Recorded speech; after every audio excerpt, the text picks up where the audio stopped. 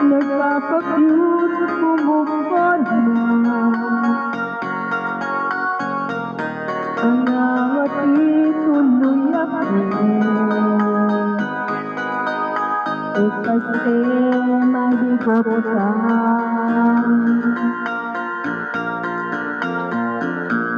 Huwag mo akong kausapin,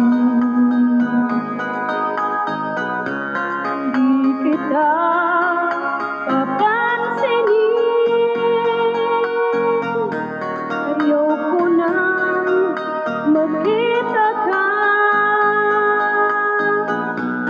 kahit mahal kita.